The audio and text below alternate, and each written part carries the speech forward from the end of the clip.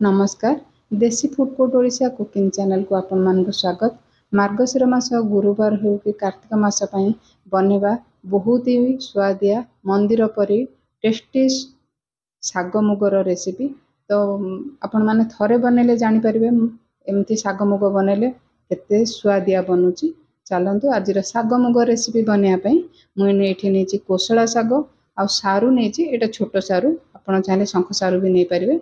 आउ नेची कखारू अध गिना मुग डाली आ गोटे बैगण आपण सागर परिमाण को लेकिन परिवार परिमाण अधिका कम करि परिबे। मुग को भी सेमती अधिका साग नेले मुगर भाग भी टिके अधिका नै परिबे।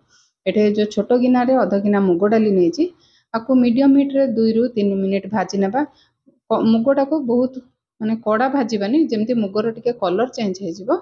मुग डाली जो भजाटा आम से बंद करनबा। एथे गैस हीट बंद कला परे सेम करेर अल्प पानी दे देची मुग डाली की 2-3 थर धोई नेबा।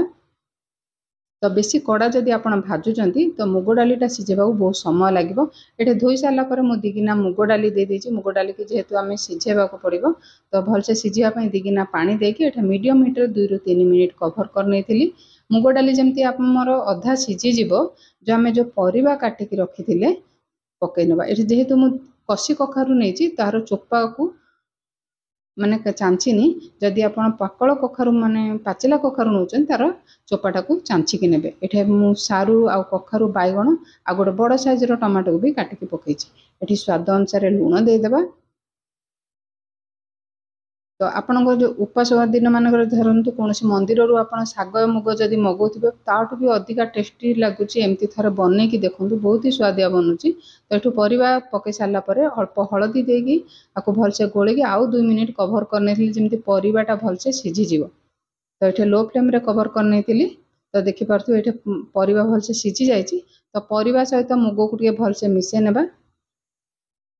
बहुत ही कम समय एमती टेस्टी साग मुग आपण बनै परिबे।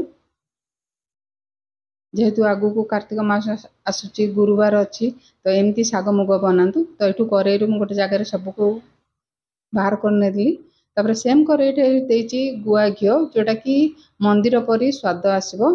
तो ये गुआ घी गोटे चामच बड़ चामच रे देची। तो ये सुखिला लंका देबे बास्नाटा भल आसबो। ये गोटा हेंगु दौचन जदि गोटा हेंगुर बास्नाटा बहुत बढ़िया लगे जदि आप गुंड हेंगु अच्छी पकई पारे।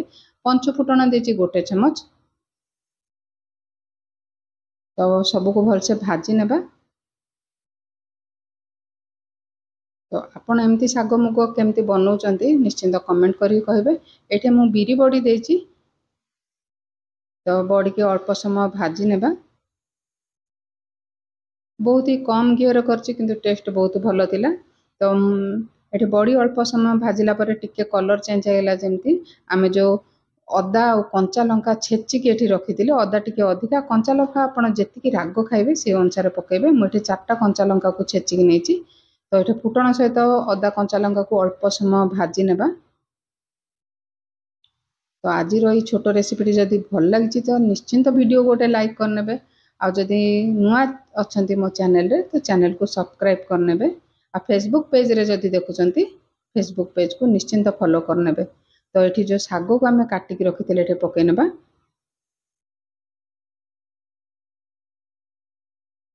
ये बड़ी सहित साग को गोटे मिनिट भलसे भाजी नेबा। तो देखिपे बहुत ही कम समय आपड़ यही स्वादिया साग मुग बन की खाई पारे।